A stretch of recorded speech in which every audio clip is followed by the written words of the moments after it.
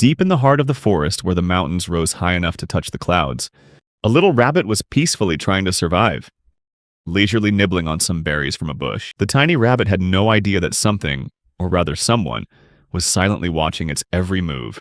Standing at the edge of a cliff was a young boy with eyes full of delight and a burning hunger, licking his lips like a predator lying in wait. The boy, who bore the blood of dragons, leaped from the cliff's edge, his long tail flying out behind him. His arms were relaxed at his sides, but his sharp claws were ready for action. Like a dragon diving from the heavens, the dragon boy shot straight towards the small rabbit below. The rabbit sensed the presence of the large creature, but didn't have time to react before it was pinned firmly to the ground. It weakly begged not to be eaten, but the dragon boy didn't hesitate, declaring that once prey is caught, there is no escape. Opening his jaws wide, the dragon boy bit straight into its neck, killing the rabbit instantly before he began to devour its remains. In the middle of his meal, the dragon boy suddenly realized he was no longer alone. A large striped tiger was silently approaching, its steps slow but menacing. The two creatures stared each other down, neither willing to back down. The tiger growled, and the dragon boy hissed in response. With a nimble leap, the dragon boy tried to fly away, but he suddenly realized his movements had become sluggish. The dragon boy looked down and saw the tiger had latched onto him. The tiger's powerful jaws bit deep into his leg, causing him to thrash violently to escape the ferocious beast. But then, the dragon boy's energy suddenly gave out, and they both plummeted to the ground with a hard impact. The tiger quickly climbed on top of him, sinking its teeth into the dragon boy's flesh. In a desperate attempt, the dragon boy tried to push the tiger off, weakly pleading that if he was going to be eaten, to please kill him first. The striped tiger paused, looking down at the small dragon boy, a hint of compassion in its eyes. It seemed to realize that he was just a child. Relaxing its body, the tiger lay down on top of him, still pinning him down but no longer aggressively. Just then, the tiger, now clearly a woman, leaned down and gently licked the dragon boy's face. The unexpected tenderness caused him to fall unconscious, as the sounds of a nearby stream and small animals echoed through the forest. When he awoke, the dragon boy found himself lying in a cave. The striped tiger had brought him to her den. The dragon boy tried to stand up, but realized the wound from the tiger's bite was still fresh and painful. Despite this, he still tried to quietly leave the cave. But suddenly, something grabbed his leg. The unexpected action startled him, and in a fit of anger, he whipped his tail across the tiger's face, glaring at her and calling her stupid for grabbing his injured leg. The tiger looked at him, stunned by his insolence.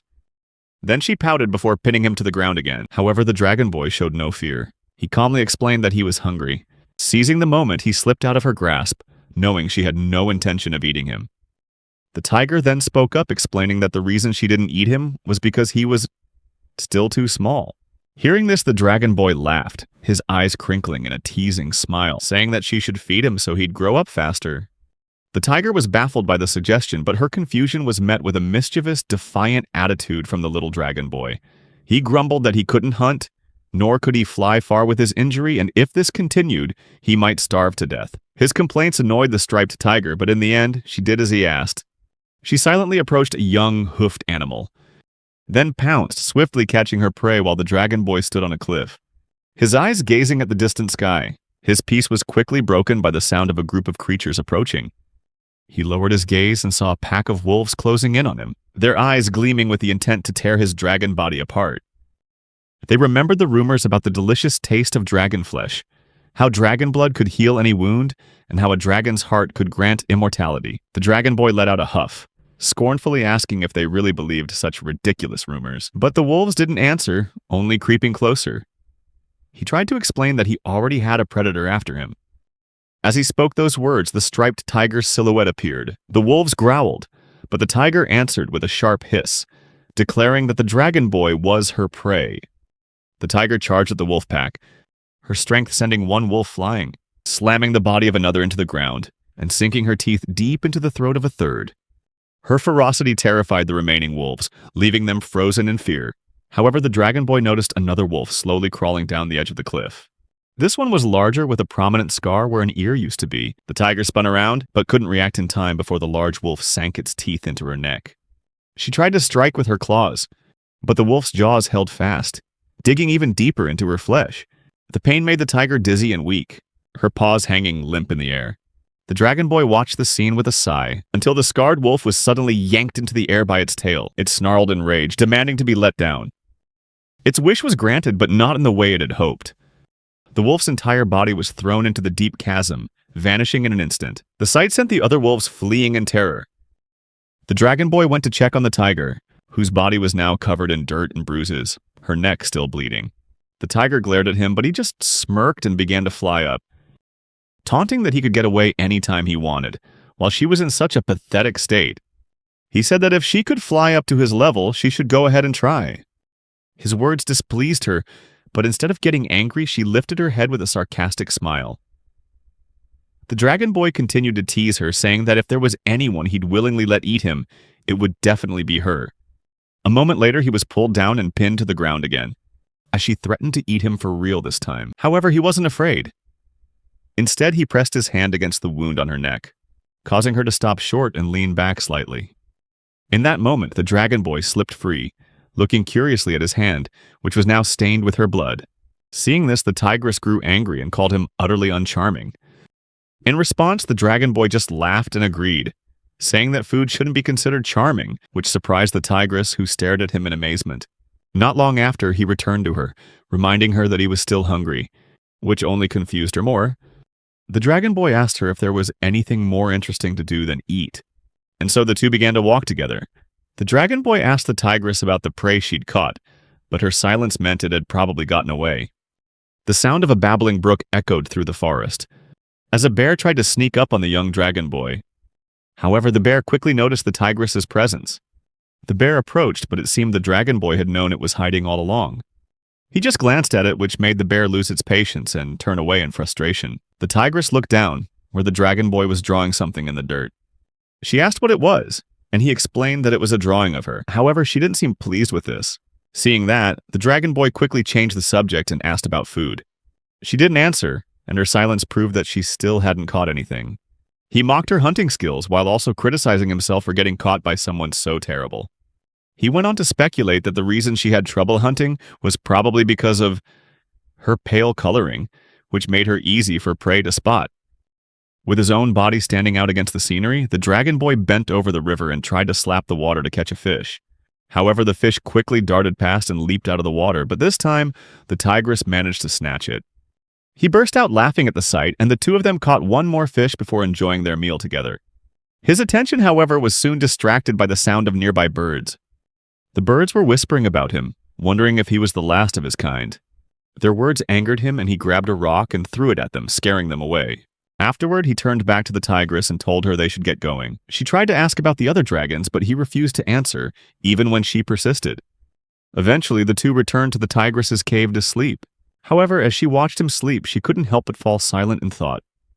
In the middle of the night, she heard a faint noise, went outside, and found an owl perched nearby. The owl asked why she hadn't eaten the dragon boy yet. In response, she simply said it was because he was still too small. But the owl wasn't convinced. It told her she should give up this waiting game because dragons live for thousands of years while tigers live for less than 20. The owl advised her to eat the dragon boy now, before it was too late. Hearing those words, the striped tigress returned to the cave, her eyes fixed on the dragon boy. She quietly shed her unnecessary layers to find the perfect spot, preparing to take a bite. Just as she was about to strike, the dragon boy suddenly burst out laughing, shattering the silence. He opened his eyes and revealed that he had been awake the whole time. He asked if she really thought he would sleep so carelessly next to a predator. She didn't answer, asking instead if it was true that he could live for that long. The question made him laugh, but his expression quickly turned serious. He asked her in return if she believed the things he said, even when he tried to act so light-hearted and cheerful. Then, without letting her answer, he mocked her for believing what other creatures said. But he also added that tigers didn't need to be smart, because all they needed to know was how to run and tear things apart without thinking. Those words made the tigress truly angry. Unable to control herself, she pinned him to the ground again, but this time she bit him for real, aiming right for his shoulder. His pained scream rang out as he yelled that she was an idiot. The dragon boy, despite the pain, still shot back a sarcastic remark, asking if all tigers only knew how to use force to make others submit. As soon as he finished speaking, he unleashed a powerful kick that sent the striped tigress flying, leaving her with a stunned expression. He started to walk away, wanting to get away from this place, away from this troublesome tigress. But just as he was about to leave, his tail was grabbed. He turned back and saw the tigress looking at him with desperate and guilty eyes. She confessed that she didn't know anything about dragons at all, which made him curious why she wanted to know so much. Instead of answering her question, he pressed down on his wound, took the blood, and smeared it on her face. "It doesn't matter," he said, "since you were just going to eat me anyway." Despite that, he suddenly pulled her closer, whispering in her ear that he was not a child. The tigress froze, trying to process this information, then suddenly wondered if he could be even younger. Her naive question made him narrow his eyes, his gaze filled with annoyance. From nearby, the owl had heard everything, flapping its wings and flying away while agreeing with the thought that this tigress really wasn't smart at all. It was another day in the forest where hoofed beasts ran and leaped between the trees. The tigress hid in the shadows, then suddenly burst out and pounced on one of them. With a powerful bite to the neck, she easily took down her prey. The dragon boy flew down and the two of them shared a meal from the animal's carcass.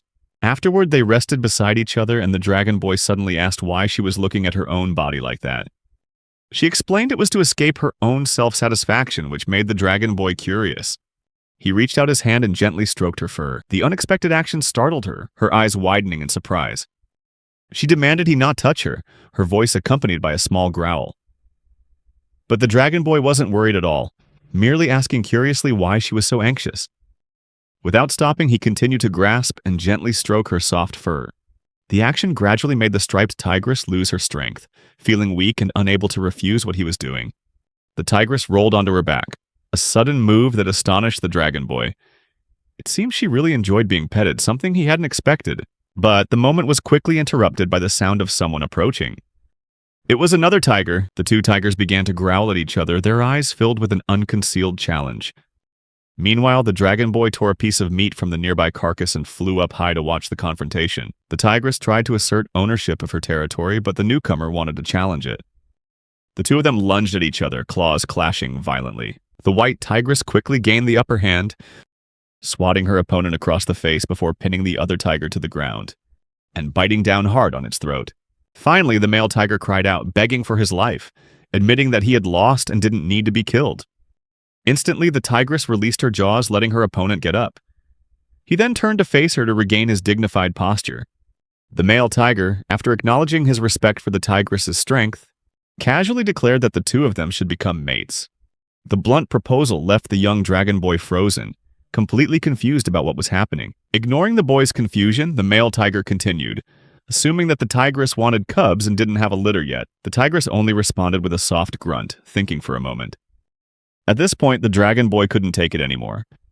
He flew down, reminding the male tiger that the tigress was, in a way, raising him. But instead of hesitating, the male tiger jumped up excitedly, declaring that the dragon boy could be food for their children. The dragon boy's face instantly changed, his eyes filled with rage. He explained bluntly that if the tigress wanted to choose a mate, that person had to be stronger than her. The tigress agreed, saying that was precisely her criteria. Hearing this, the male tiger fell into deep thought, then decided he would train to prove himself worthy. However, the dragon boy didn't want to see him ever again.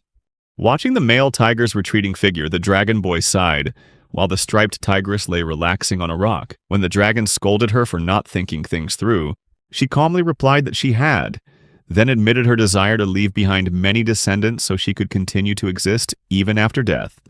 Her answer made the dragon fall silent, staring at her, before letting out a sharp breath and complaining that all tigers were like that. This surprised her when he suddenly admitted that he didn't want his bloodline to continue, that he himself would be the end of it.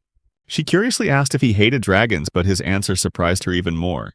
He said he didn't hate dragons, but hated himself for being born a dragon. Her curiosity grew, but when she tried to ask more, he became defiant, like a child, and refused to say anything else. The dragon boy also mentioned that he found it strange how his species always had an intense desire to mate. The tigress explained that it was necessary for the sake of family. Hearing this, the dragon boy threw aside the bone he was chewing, grabbed her, and said her main priority should be to eat him. They both fell to the ground, but he immediately flew up, leaving the tigress on the ground with an annoyed expression. He flew in circles, wondering what he had left unfinished while he was caressing her earlier. A while later, the tigress was seen sleeping peacefully while he sat beside her. However, his once satisfied face gradually grew somber, his gaze lowering to stare sadly at the ground. Suddenly, from within an egg, a tiny creature cracked the shell and crawled out, welcomed by a larger dragon. The large dragon gently scratched the small creature's head, making the baby dragon smile with delight. enjoying the pleasant sensation of the first affectionate gesture, seemingly from its parent. The adult dragon bent down, opened its mouth wide, and then bit down on the baby dragon's head, as if it were food. Blood flowed from the wound on its neck, creating a horrifying nightmare that jolted the dragon boy awake. He coughed violently, clutching his throat and clawing at the ground in a panic before calming himself down. His eyes swept over the soundly sleeping tigress, her peaceful face a stark contrast to his own turmoil. Unable to shake his anxiety, he stepped out into the rain, letting out a small complaint about the weather before flying away. While soaring through the sky, he heard the chirping of baby birds in a nest, the faint sounds of helpless chicks calling for their mother. He snatched a weak fledgling and held it dangling over his mouth, preparing to devour it. But his action suddenly stopped. He thought for a moment, the image of his recent nightmare flashing through his mind. In the end, he decided to find food elsewhere, especially after having such a frightening dream. The dragon boy had no luck, as it seemed every animal around had some kind of family connection. This made him wearily sit down on a rock, his eyes looking up at the gloomy, pensive sky. Meanwhile, the tigress woke up drowsily and turned to her side, only to realize the boy was gone. His absence made her jump to her feet, stepping out into the rain, slowly waking up and disturbed by the thought that he might have abandoned her. Even though he had always acted strangely, the thought still made her grit her teeth, determined to run and find him. She dashed through the forest, splashing through puddles and searching around every tree for a clue, despite the relentless rain. Finally, she heard the hiss of a nearby weasel. The tigress tried to ask the weasel if it had seen the dragon boy, but it just kept growling, as if protecting its family. She stood there, wearily listening to its growls, then explained that she had no intention of attacking.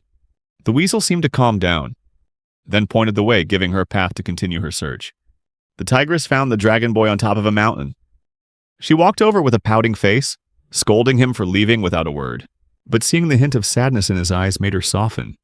The young dragon flew down, teasing her for not paying attention to her prey, but she just gave him a gentle nip before turning away, leading him back without another word. The young dragon felt annoyed by her silence, especially since he could move on his own, but she continued back to the cave, shaking her body to get the raindrops off her fur. Before he could react, the tigress pulled him close to warm him up from the cold weather, and he decided not to refuse. He leaned against her soft fur while she licked her paws clean. The young dragon admitted to his nightmare, saying he'd dreamt he was eaten by a dragon. The tigress tried to comfort him until he explained that it wasn't baseless. He said that for some dragons, newborn hatchlings are considered nothing more than food. The tigress couldn't believe it, but the young dragon clutched her fur, saying this very behavior was why there weren't many dragons left. She began to groom him despite his complaints, explaining that tigers would be very happy if someone did the same for them. But the young dragon reminded her that obviously he wasn't a tiger. She leaned closer to him, asking what she should do next, which flustered him. He turned his face away and replied that she should just keep warming him up.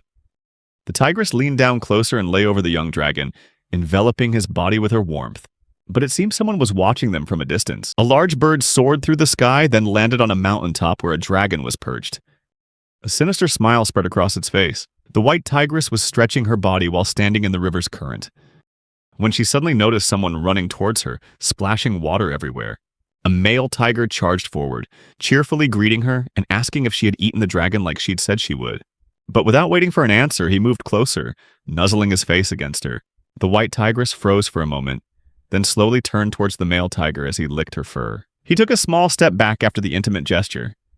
The male tiger lowered his body, trembling, preparing to pounce on the tigress. But just then, a dragon's tail swept into the scene, interrupting the situation. The young dragon's tail wrapped around the male tiger's neck, pulling him away from the tigress. Then he glared angrily at him and asked what they were doing. The male tiger, clutching his neck, seemed a little disappointed to see the young dragon was still alive. He explained that he was just playing with the white tigress, but the young dragon wasn't satisfied with that answer. He placed an arm protectively in front of the tigress, threatening the male tiger to stay away if he didn't have a good reason to be there. This made the male tiger pause, think for a moment, then awkwardly rub the back of his neck. Suddenly, he remembered something he wanted to tell the young dragon. With that, the male tiger said there were rumors of another dragon in the area, causing the young dragon's eyes to widen. The tiger continued to explain, saying the dragon was female and that all this information came from migratory birds. Although the young dragon seemed to scorn the birds as a source of information, he still looked very worried hearing those words. The male tiger went on, admitting that it wasn't a reliable source, especially since he himself had never met this dragon. However, he said this dragon had 4 horns on its head and 4 whiskers. The young dragon was even more stunned, already picturing what that dragon looked like in his mind. He immediately asked the male tiger where that dragon was. He said this dragon was spotted in the southeastern region. Instantly, the young dragon grabbed the tigress's wrist and said they needed to run away immediately. The tigress wondered for a moment where they would run to, but the young dragon didn't care about the destination, as long as it was far away from where they were. The white tigress refused, arguing that leaving her territory was dangerous. However, the young dragon believed it would be even more dangerous if they stayed here. Just then, the male tiger intervened, confused by the young dragon's cranky attitude. He suggested the young dragon could have children with the other female dragon.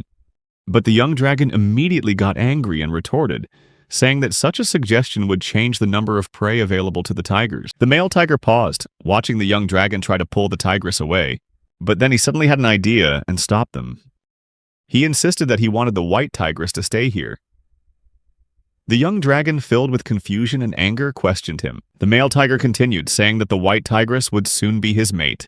The young dragon tried to ask about mating with other tigers. However, the male tiger refused, saying he would find someone else if he wanted, but he specifically wanted the white tigress because of her strength and because he thought she was very beautiful. This compliment surprised the tigress, leaving her speechless. Meanwhile, the young dragon bowed his head, pausing for a moment to think. Then he flew to one side and said that he and the male tiger would compete. Whoever reached the top of the distant high rock first would be the winner. The male tiger was confused, not understanding why they couldn't just fight, but the young dragon explained that he didn't want to get hurt, causing the male tiger to snort in derision. The male tiger told the young dragon that there would be no point in the competition if he used his ability to fly, making the young dragon sigh dramatically, then land on the ground, saying he wouldn't cheat as he stared straight ahead. The young dragon told the male tiger that if he lost, the male tiger could do as he pleased. But if he won, the male tiger had to give up having the white tigress as his mate. The male tiger broke into a confident smile, feeling as if he couldn't lose. The white tigress watched from a distance as the competition began. The male tiger quickly got bored and flew into the air, swinging his arms to his sides, giggling and glancing down at the ground while trying to ask the young dragon if his skills were overwhelming. However, that moment of smugness quickly turned to confusion when the male tiger realized the young dragon had disappeared along with the white tigress. A scream echoed from the distance as the young dragon tried to get through the forest, with the white tigress feeling annoyed that he had run away from the fight again. The young dragon admitted that he never intended to compete in the first place. The tigress stopped getting his attention and called him selfish while gritting her teeth. He felt insulted by her words while the male tiger tried to scold him for breaking the rules of his own match. However, the young dragon reminded her that this was never his original plan. The tigress concluded that he was a liar. The young dragon paused for a moment, leaving a few light scratches on a tree as a sign of suppressed anger, saying he didn't care, and told the tigress she still had the choice to stay with the male tiger. The young dragon put the male tiger out of his mind, and though he had passed up on a confrontation, he wasn't finished with his lecture yet. He continued to pull the tigress closer with his tail, explaining that victory isn't necessarily based on strength, and that he, a dragon, was not like the muscle-headed tigers. Although the young dragon tried to say a few more words. But right then, the white tigress bit down on his tail, growling angrily and holding it tight. They both sensed something rustling near them. They looked around in confusion, until the tigress suddenly felt a sharp pain. She leapt back, hissing in pain, when she discovered a deep wound on her leg. The tigress continued to growl, but neither of them knew where the strange creature was. The tigress didn't see the giant snake that suddenly burst out of the bushes and snatched the young dragon into its jaws. The snake was too fast, weaving around the rocks as it slithered away, and the white tigress hurriedly gave chase. Finally, she stopped at the edge of a waterfall. Meanwhile, the giant snake had managed to hide itself, coiling its long, scaly body around the young dragon. The boy seemed to recognize the creature. It called him Hekidu as it greeted him, while the waterfall roared in the distance. The snake wondered if the boy had gotten bigger, but Hekidu struggled and demanded to be released. As expected, the snake refused and knew that he would try to run away. Hekidu didn't hide it, and admitted that he wanted to do just that. The snake chuckled, drawing closer, opening its mouth wide as it prepared to explain something to Hekidu. until the white tigress finally realized the situation. The tigress tried to crawl forward menacingly, but in the end, she felt herself weakening, staggering with every step. The wound the tigress had received earlier was finally taking its toll. Hekidu was surprised to realize that the tigress was being harmed by poison. She trembled and looked up at the dragon boy with a desperate expression, surprising Hekidu even more as he watched her collapse to the ground, unconscious. The snake, pleased with this turn of events, asked if the boy wanted to start eating the white tigress. However, Hekidu wanted no part of that, quickly slipping out of the snake's grasp and slamming its face into the ground.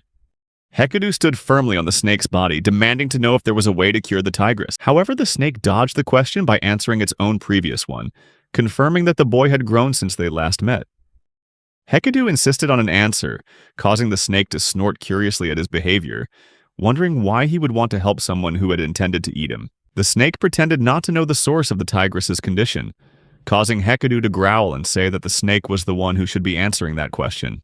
The snake fell silent for a moment before telling the boy that there was nothing that could be done once someone was in the white tigress's state. Hekidu raised his head, looking toward the tigress. Hekidu immediately moved towards the tigress's unconscious body, while the snake wondered why the boy was so attached to her. However, Hekidu didn't answer right away, only taking the tigress's hand and telling the snake that it should help him, since the snake had already noticed his obvious feelings. The snake stared at the boy for a moment before finally speaking, saying that there might be one single way to help the tigress.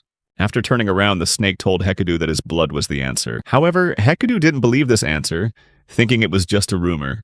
The snake recalled the first time it had caught the dragon boy, and noticed that its venom had no effect when it bit Hekidu. No matter how many times it tried, the snake couldn't inject its venom into the boy. Hekidu seemed completely unaffected the entire time.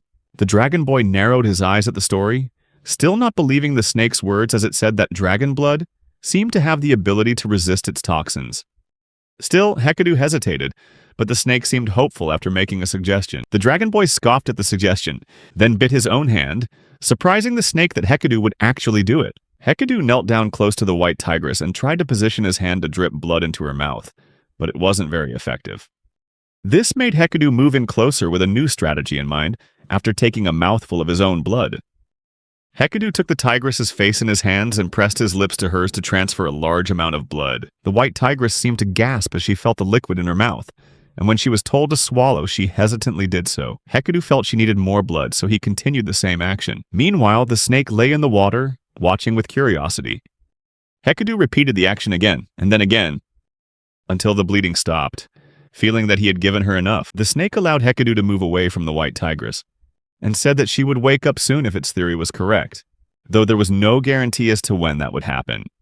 A howl echoed from the distance, making them both realize that evening had come.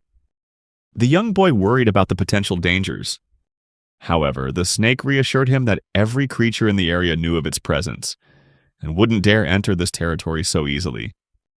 Hekidu turned back to look outside despite the snake's words. This made the snake glance at the white tigress and tease Hekidu about his strong attachment, as he was willing to harm himself just to protect her. Hekidu decided to fly off, leaving the snake to wonder where he was going, and if Hekidu was sure he wanted to leave the tigress with it. Hekidu turned back and glared at the snake, threatening to harm it if anything happened to the white tigress, then flew off. The snake chuckled to itself, thinking how the boy hadn't changed one bit. As time passed, the white tigress continued to lie on the ground until she felt something touch her stomach, which startled her and slowly brought her back to consciousness. When the tigress opened her eyes, she was met with the gaze of the snake, which surprised her. She immediately took action and demanded to know where Hekidu was. The snake gave a sinister grin and pretended to have eaten the young dragon, causing the white tigress to panic. She looked down, her face filled with despair. This sight amused the snake, which began to tease her. However, a newfound anger rose within the tigress, making her want to lunge forward and bite into the snake's body. That frantic action made the snake call for her attention, admitting it was just a joke. The snake's words had an immediate effect, causing the tigress to stop and back away. The snake sniffed at the wound, grimaced, and told the tigress that it had raised the young dragon. This surprised the white tigress. Hekidu had been found when he was very young, and the snake felt it would be a waste to swallow the little dragon in one go, as it preferred to savor its meals. The white tigress listened with a displeased expression, which the snake noticed. The snake lowered its head and licked the side of the tigress's face, feeling as if their minds were on equal footing. However, the tigress just turned her eyes to the side, looking slightly embarrassed, and did not respond. Nearby, outside the cave, a crane was looking for fish to eat in the water before flying off. The snake told the tigress that Hekadu would surely boast about this situation, as he often did simply because he was a dragon, while rubbing its hand over the healing wound from her bite. The tigress felt frustrated that she could never tell what the boy was thinking. The snake whispered and suggested she watch Hekadu's tail. The great snake used its own tail to demonstrate, explaining that Hekadu would sway his tail slowly in a natural way. While he would whip it up and down when he was angry or trying to be intimidating, the snake began to ponder how to explain what happened when the boy was happy or joyful, but the moment was interrupted by falling boar carcasses. Hekadu rushed past the snake, grabbed the tigress, and pulled her close, then turned back without a word, pretending to be indifferent as he told the tigress to hurry up if she could move. Both the tigress and the snake looked at Hekadu's tail, which was coiled in an unusual way. The tigress turned to the snake, who simply smiled with amusement. Hekadu wanted to insist that the tigress should hurry. However, it seemed Hekadu was exhausted as he collapsed to the ground. The tigress told him to rest, but he refused, until the snake agreed and told him that in his state, he certainly couldn't get out of this place. Hekadu pouted, full of anger and annoyance. As the night wore on, the boy lay on the ground while the snake confessed that it had wondered where he was, but then concluded as much from the animal carcasses he had hunted. The tigress watched the snake swallow the animal carcasses whole, satisfied with the food Hekadu brought back. A certain name caught the tigress's attention, and the snake tried to explain that the name was only given because of how precious the boy was. But in the end, it still meant that the snake had named his food. The snake insisted that the name was necessary to convince the boy he wouldn't be eaten. Otherwise, he would have surely run away long ago. However, this plan was discovered at some point. The curiosity slowly shifted towards the tigress, as the snake wondered why she was so attached to Hekadu, to the point of risking her own life. The tigress glanced at the boy and noticed the scars on his wrists, which made her expression darken. She admitted that she never knew what he was thinking.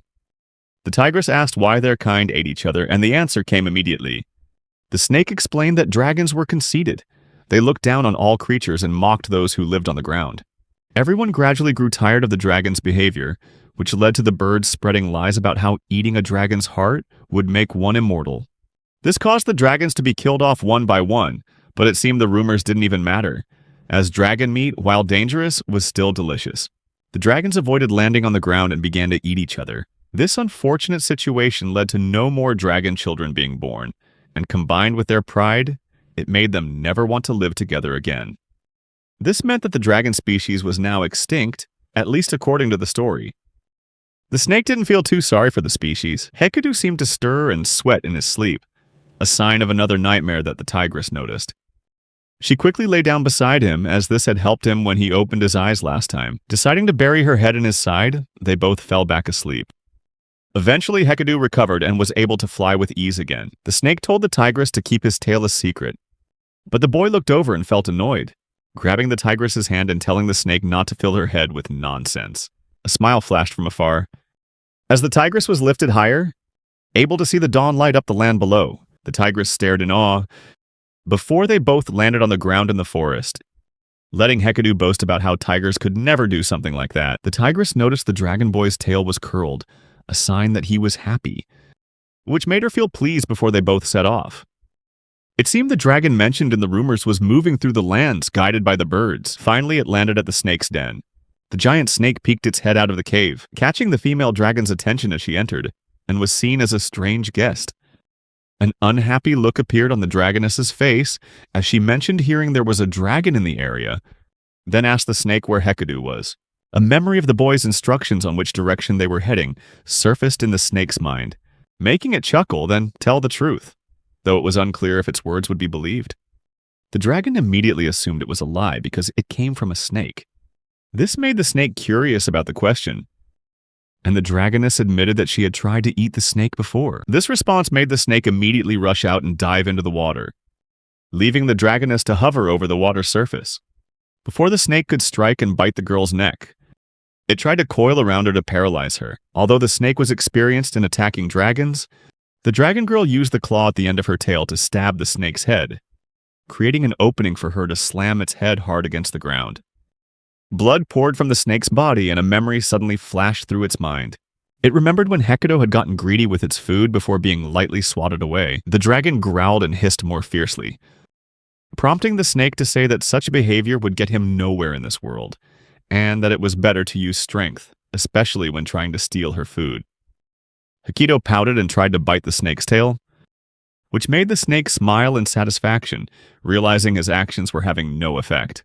The snake's decapitated corpse was left on the ground.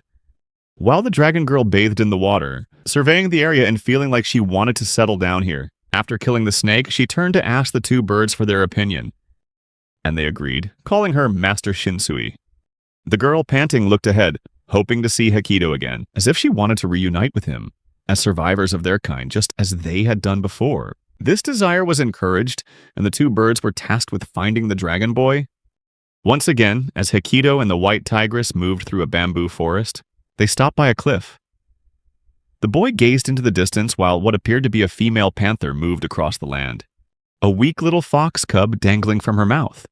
A male panther was trotting after the female, causing her to open her mouth wider, letting the fox cub fall to the ground and roll away. The fox cub trembled and looked up at the female panther, crying out with a weak gaze, calling her mother. The female panther growled and swiped her claws at the male, pulling the cub closer to protect it. This sight left the male panther completely bewildered, and he asked the female why she was protecting a fox. The female panther, being a panther, didn't hesitate, insisting that the fox was her child. This only enraged the male panther further, and he decided to kill the fox cub. He lunged, trying to bite the fox, but the female panther blocked him, his fangs sinking into her neck. The little fox cub stood there, watching the scene anxiously. The male panther was stunned to see a white tigress charging toward them. He leapt back and demanded the tigress leave, confused as to why she was getting in his way. But the white tigress simply replied that she didn't like what was happening. Their roars led to a fight between the two animals.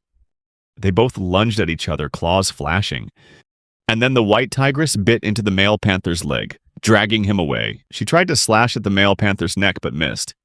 However, the white tigress's move gave the male panther a chance to jump away and let out an angry hiss. But he just glanced over at the mother panther and the fox cub, then decided to charge toward them. He quickly snatched the fox cub, causing it to cry out in surprise and fear. The male panther was about to run off with the cub when a tail suddenly whipped across his face, making him stagger. The fox cub fell into Hekido's arms while the male panther was slammed to the ground by the white tigress's weight. The two of them warned the male leopard, threatening to tear off his limbs or strangle him to death. In the end, the male leopard had no choice but to reluctantly walk away, while Hekido and the white tiger watched him retreat into the distance. Hekido told the tigress not to interfere in every little conflict, but she was surprised to see him getting involved in them too. He immediately shot back, saying he only stepped in when she was the one who started it. However, their childish argument was cut short by the happy yelps of the fox cub, as it saw its mother approaching after having rested for a while. The mother leopard and the fox cub were sharing an affectionate moment before they noticed Hekido and the white tiger watching them. The female leopard asked if the tigress found this strange, and the tigress, while watching the fox cub run to her, replied sadly. Silence filled the air for a moment before the female leopard confessed that the male from earlier was the one who had killed her cubs. This left the dragon boy confused, hearing that being the same species meant nothing, especially since her cubs weren't his, and this male wanted to have his own, willing to eliminate anyone who stood in his way. After grieving the loss of her cubs, the female leopard had eventually stumbled upon the fox cub, curled up beside its dead mother. The sight made the leopard feel as if she couldn't just leave the little cub behind. Hekido, seeing the situation, spoke up about their different species, ignoring the fact that he was in a similar situation himself. The female leopard agreed that it was unnatural, but she didn't care at the moment, because she knew the fox cub needed her, and she played with the little one before turning to ask if they were together, despite being different species. When night fell, the female leopard slept in a tree, holding the fox cub in her arms. However, it seemed the male leopard was lurking on a nearby cliff, ready to strike and take them by surprise. The male leopard's plan was interrupted when the white tiger and Hekido appeared right behind him, having known he would return. They repeated their warning, causing him to roar and try to flee. But after being pinned to the ground, the dragon and the tiger attacked him just as they had promised. Afterward, the two of them rested nearby. The white tiger began to groom herself, cleaning the blood from her fur. When she noticed Hekido staring off into the distance, she crept closer to nuzzle against him affectionately, but he noticed a bit of blood still on her shoulder. He paused for a moment, then tried to lick the blood away. She looked at him in confusion, then raised a paw to caress his face. However, Hecate gently bit her paw, causing her to snatch it back in surprise. Hecate chuckled and told the tigress they should find a way to extend her lifespan. But the tigress was confused, not knowing what she would do if she lived longer than expected. This confused Hecate as well, and he said that a basic reason for doing so was simply to not die. The tigress fell silent, her gaze lowered, until Hecate drew closer, smirked, and told her she didn't need to think about difficult things, especially a tiger like her. Crossing the frigid mountains, Hecate lay on the tigress's back as she trudged through the snow. Finally, it seemed the tigress had found a place for them to take shelter. She dug through the snow and dirt to widen the space, then crawled inside and set the boy down. The white tiger was about to leave when Hecate grabbed her tail and asked where she was going. She simply replied that she was going to find food. Whether it was because he didn't want to be away from her, or because he remembered the trouble she'd had with it when they first met, Hecate reluctantly let go and told her to catch something small. As she walked through the snowy forest, the woman looked at her pale body and remembered how, as a child, she had wondered why her color was different from the other tigers. Someone had told her it was because her body needed to blend in perfectly with the snow.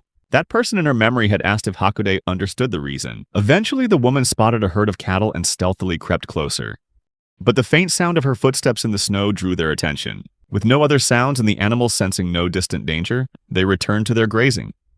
Hecate recalled what she had been taught and realized she didn't need to chase her prey. Instead, it was better to wait patiently. After silently following the herd, she charged in and caught a cow, killing it as she tried to drag it back. The white tiger panted and continued on her way. However, the scent of blood seemed to have attracted the attention of a starving bear, which charged towards the tiger, trying to attack her. Its claws tore at her side as Hecate growled, slowly backing away as she remembered there was no need to fight back against a hungry bear. As they have no regard for their own safety, she let the bear take the cow, walking away while trying not to lick her wounds to avoid making them worse. But Hecate found a river. She noticed a crane standing in the water, and lunged at it as the bird tried to fly away. She managed to catch the bird despite falling into the water.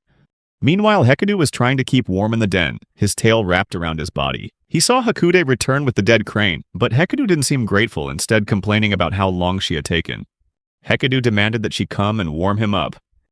But angered by his attitude, she turned her back and tore into the dead crane by herself, growling in annoyance.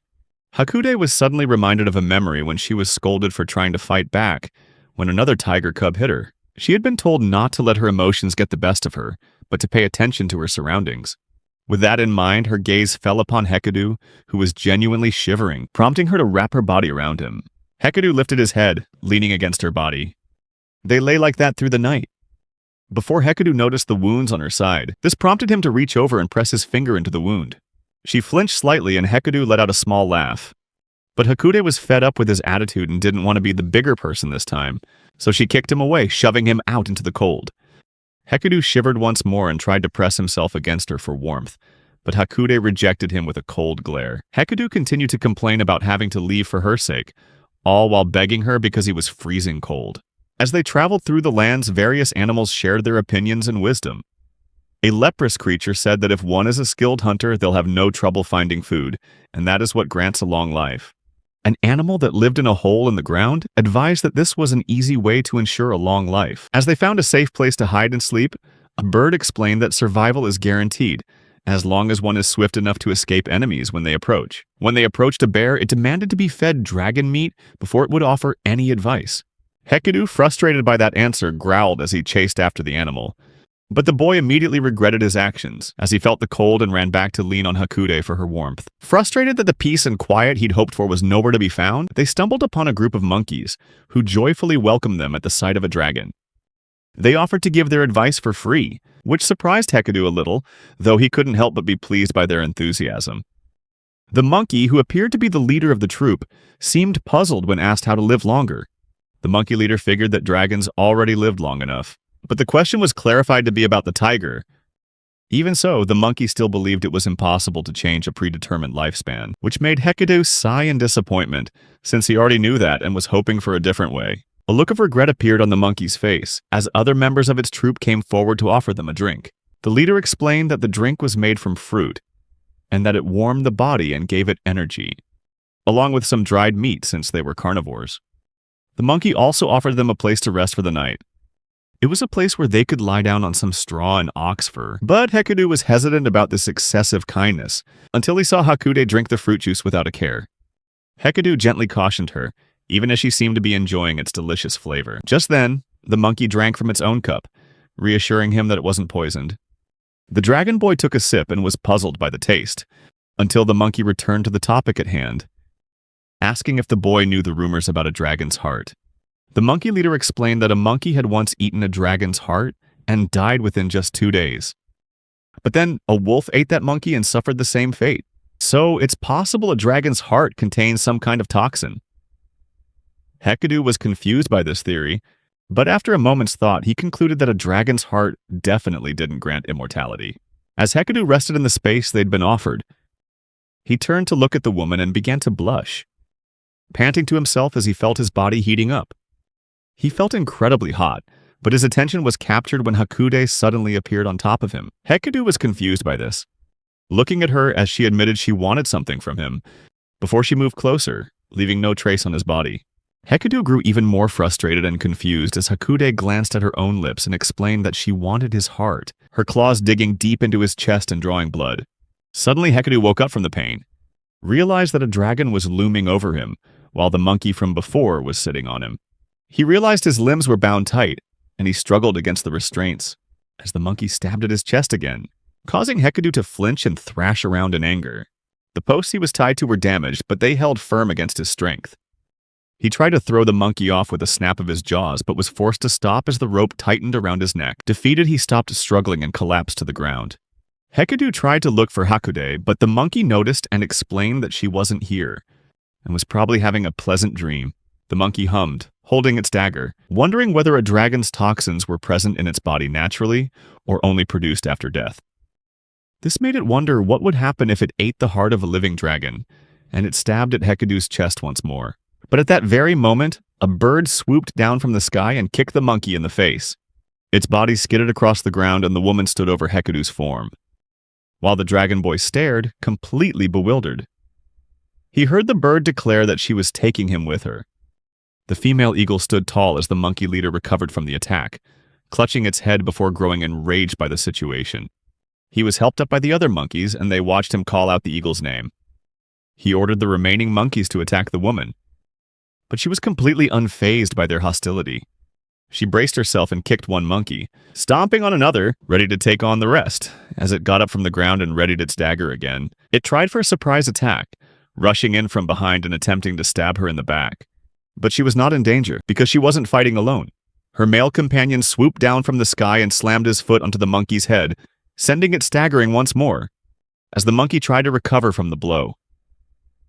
It saw feet approaching it, but it couldn't react in time before it was punched in the face and knocked unconscious.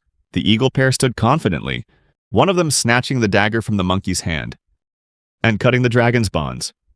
However, there was still a monkey in the trees, trying to lunge at the female eagle. But her partner was alert and protected her from the other monkeys. Once all the ropes were cut, the female eagle called out to her companion, Misumi, and the two of them flew into the sky, carrying Hekidu. But now the monkeys could do nothing against the three of them, as they were in the air. However, it wasn't as if Hekidu enjoyed the situation, despite being freed from the monkeys, and he demanded to be let go. He started thrashing around in frustration, then smacked the eagle in the face with his tail, causing him to be dropped. But Hekidu realized that he couldn't fly like he usually could. Hekidu worried about what would happen when he hit the ground from this height, but the eagles quickly saved him before he could fall to his death. Meanwhile, he wondered aloud, confused as to why he couldn't fly, but the birds took him to a faraway place up in the mountains. Hekidu wondered if his inability to fly had something to do with the monkeys, but he shifted his attention to the birds, wondering if they were going to eat him. The female eagle quickly dismissed that thought, explaining that he was being taken to meet their master. His confusion made her chuckle softly, and she explained that their master was a dragon, just like Hekidu, and that she wanted to befriend and live with him. However, he didn't seem interested, which confused her, as he immediately expressed his hatred for dragons, including himself. As Hekidu stood up and leaned against the wall, he asked the pair of eagles why they served a dragon, and the female explained that the dragon had saved their lives. This only confused the young dragon boy even more, But the female insisted that her words were true and that they wouldn't be alive without the dragon's help. Hekidu just looked at her sullenly, still not believing the situation, and asked if this was truly a dragon. The female eagle gasped, demanding to know what Hekidu was implying. Hekidu explained that dragons were usually too arrogant to save or live alongside birds, and although she couldn't speak for other dragons, she believed their master was a wonderful person, and that he would understand once they met, since they were the same species, and he was said to have been lonely until now. As night fell, the eagles went to sleep, leaving Hekidu alone with his own thoughts. However, he noticed a strand of hair on him that belonged to Hekidu. Hekidu clutched it affectionately and felt a spark of determination. He got up and stealthily left while the birds were sleeping. It seemed the female eagle noticed Hekidu's movement but did nothing, letting the boy attempt to climb the mountain, though he struggled to get a grip. The sun began to rise, and it seemed Misumi finally decided to alert her sister to Hekidu's disappearance. The older sister was filled with confusion and anger as they set off together to find him. Meanwhile, Hekidu believed he had gotten a good distance from the mountain range before breaking into a run. Meanwhile, the monkeys had locked Hakude in a cave, where she would sleep, clutching the bag tightly. When she woke up, she realized the thing she was holding wasn't a dragon, which confused her. She went to the cave entrance and howled in a panic, clawing at the rock. It seemed something approached the monkey guarding the cave. A cry from outside, before the rocks began to be moved away. Light from outside flooded the cave as Hakude looked up to see the familiar tiger from before. The male tiger greeted her cheerfully, but Hakude walked past without responding, ignoring him. After escaping the cave, Hakude immediately chased down the lead monkey and pushed him to the ground, demanding to know where Hekidu was. The monkey quickly admitted that Hekidu had been taken from him, and she immediately ran off. The male tiger tried to follow her, telling Hakude she should just give up, explaining that the boy was probably already eaten, and that she should go with him. However, his offer was quickly rejected when Hakude turned back to look at him with a sad and disappointed expression. This immediately changed his mind, and the male tiger tried to be less insistent, pretending she was just unsure about his initial offer, but he decided he wanted to make her feel better and offered to help search for the boy. Meanwhile, a pack of wolves was chasing Hekidu, who tripped on a tree root and slid across the ground, creating an opening for a wolf to lunge at him. To the wolf's dismay, however, the dragon slapped it across the face with its tail. Still, the wolf pack surrounded the boy, planning to attack his body to avoid the reach of his tail. But no one expected an eagle to swoop down and carry Hekidu away. The wolves could only watch, confused and bewildered, before howling and barking in frustration. Meanwhile, Hekidu was carried a great distance away, and the two looked at each other in silence. Hekidu immediately insisted that he didn't want to meet this dragon, but Misumi was quick to explain. He had no intention of forcing him, which caught Hekidu completely off guard, as he had assumed they both worked for this dragon. However, Misumi admitted that he would get out of this situation if he could. Hekidu simply told him to run, but Misumi obviously couldn't do that and refused to explain why, instead kicking Hekidu down into the forest below. Just then, he noticed his sister diving down from the sky. The woman landed on a tree branch and asked if he had found the boy yet. But Misumi turned away and tried to lie, saying he hadn't found Hekidu. This angered the female eagle. As if she knew her younger brother was lying, she stepped closer, her eyes sharp, and told him not to stand in her way before trying to push past. Misumi tried to stop her, explaining that taking Hekidu back to the dragon would only serve its own agenda, and might even lead to it abandoning them. The woman raised her wing threateningly, forcing Misumi to back away. She warned that she would never forgive him if he dared to betray her. After that, the female eagle followed Hekidu's trail of blood. He hadn't gone far, so she found him easily. She quickly seized him and threw him to the ground, then pinned Hekidu down with her talons poised over him. She asked why he didn't want to meet another dragon, confused by his aversion, since they were of the same kind and the female dragon seemed so eager to meet him. Hekidu demanded the large bird get off of him, but she refused and stared down at him, seeing the resemblance between him and her master, telling him he had the same eyes as the female dragon.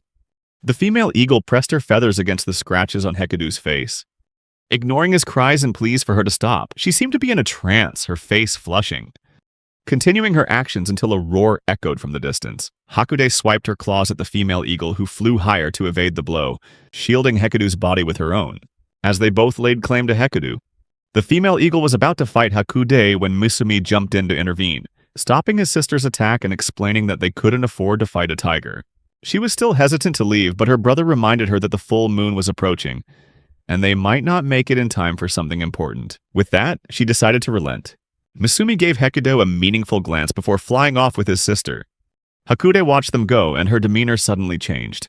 Her features softened as she realized that they were now safe together. The two of them nuzzled their heads together as they lay on the ground, and Hekido scratched her head. Hakude leaned in closer, gazing into his face, showing her affection and joy at their reunion. She crept right up to his face, intimately close as they both savored the relief of finally being together after so much time apart. But just then, Hekido began to wonder how she could have possibly gotten here.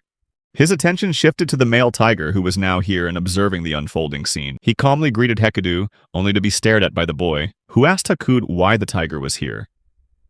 Although the male tiger believed everything was fine now, as everyone was resting after the tense situation, Hekido was lying on the grass. The male tiger asked Hakude to confirm if she really wasn't going to eat the boy, which made her snap and turn to glare at him. Her reaction greatly surprised the male tiger, but Hakude turned away and tried to think of something to make him understand and actually care about the situation. Finally, she explained that they would hunt together, and Hekido would spot prey from the air while she would chase it on the ground. This made the male tiger hum softly, understanding that leaving would be for the best to keep the boy alive, given his usefulness. The male tiger chuckled and wished he could fly too. It would make hunting and traveling so much easier, and it'd be fun. The male tiger wondered if he could grow wings by eating lots of birds. Hakude began to chuckle with a gentle smile, and that reaction seemed to excite the male tiger, causing him to suddenly move closer and take her hand, hoping this might lead to something. Unfortunately, to his disappointment, Hakude slapped him across the face, leaving the male tiger bewildered with a pout on his face. Hakude growled and explained that she didn't want to be touched. The male tiger wondered if he had done something wrong to her, but Hakude didn't say if she had anything on her mind, which only confused him more. Suddenly, a dragon's tail shot up into the air as the boy sat up from his rest. Hekido's appearance delighted Hakude, who leaned forward to nuzzle him, causing Hekido to smirk mockingly at the male tiger. This made the male tiger jealous, though he still wanted to show off.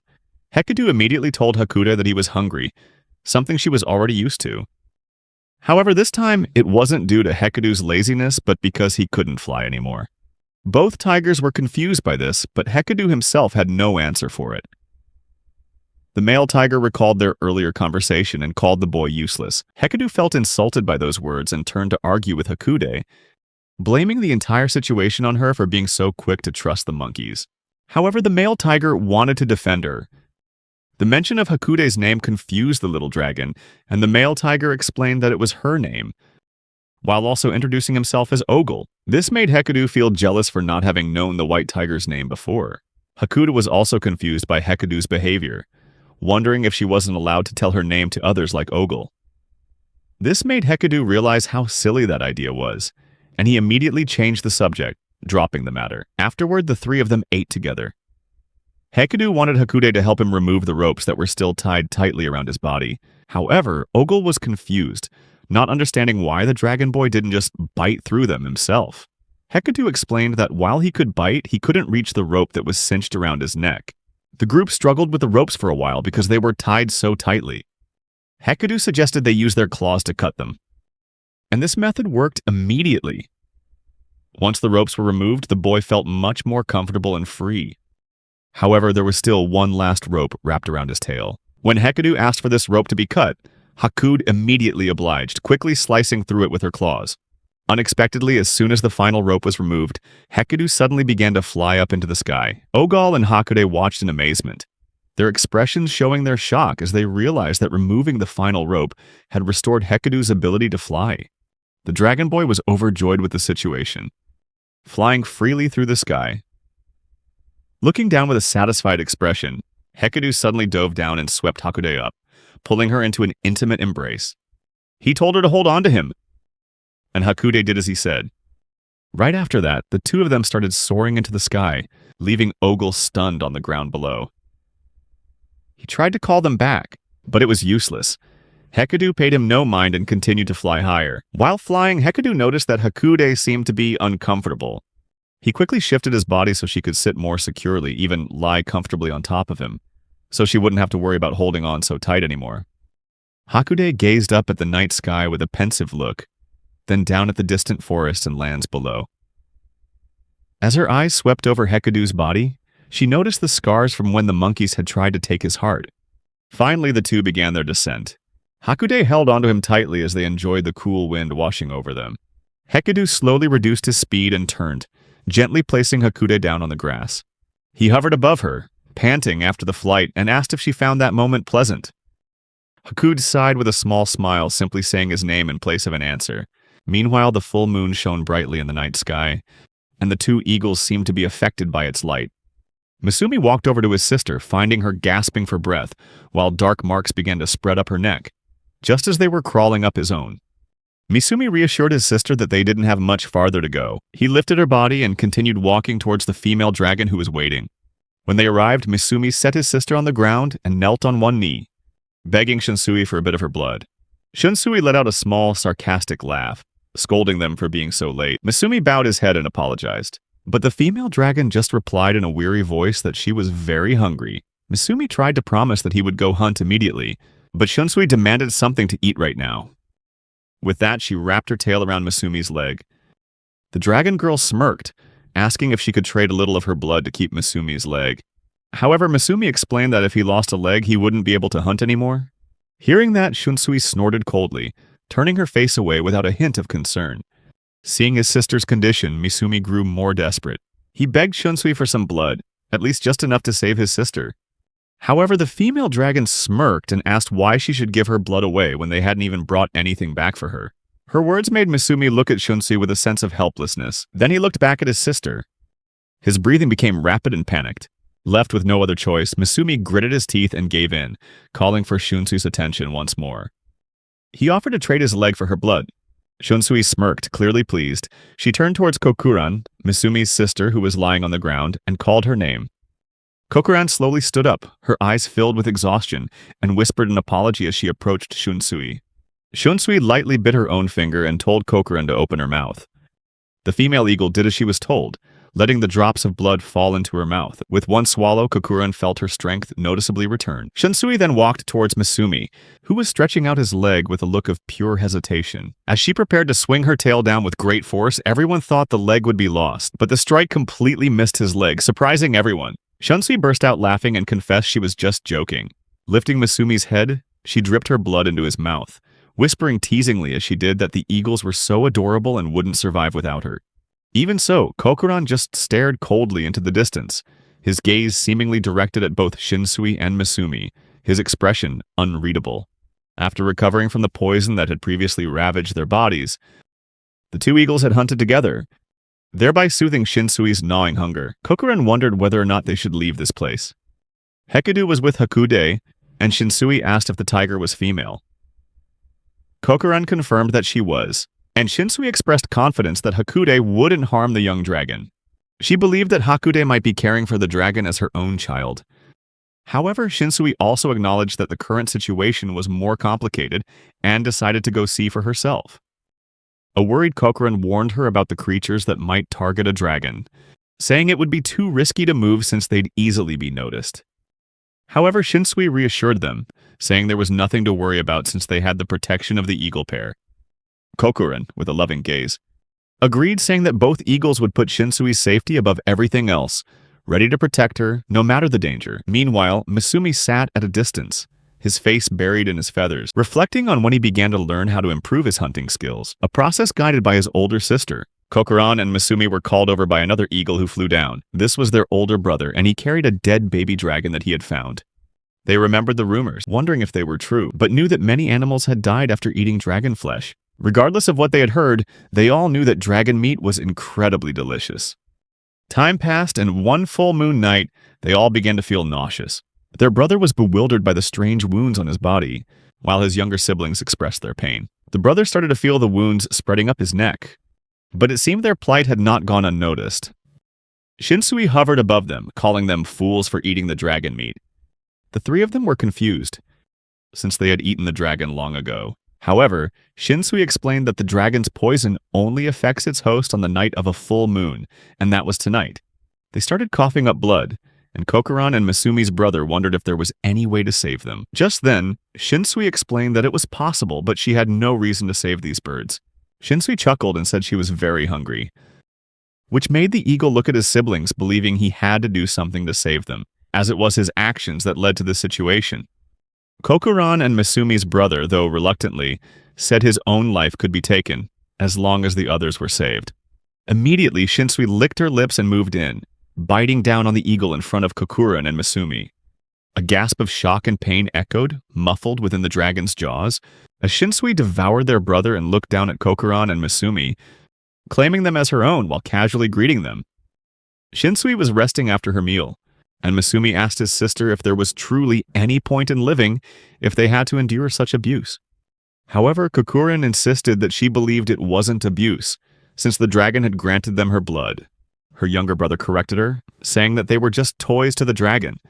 However, Kokuran had had enough of her brother's perspective and shouted at him to leave, then flew away after the argument.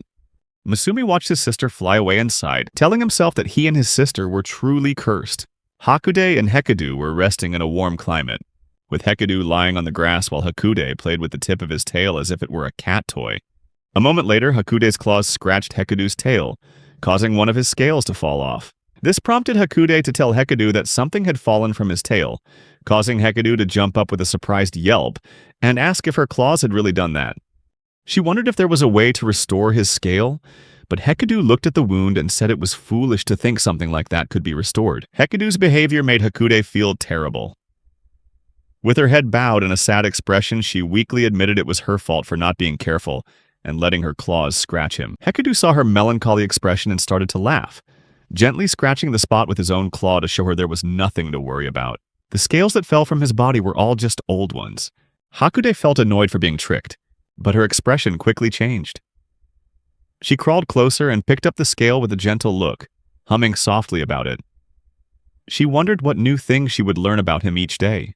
Hekudu watched as Hakude observed the scale intently, holding it up to let the sunlight shine through. Hekudu was surprised by her reaction and turned away, which made the white tiger curious. She moved closer and touched the skin where the scale had fallen off. This made Hekudu shiver and moan, telling her not to touch those places because the skin was still sensitive. After explaining, Hekudu began to fly up, leaving Hakude confused. He muttered to himself as he felt his own tail curl, complaining about the feelings he was starting to experience more clearly each day.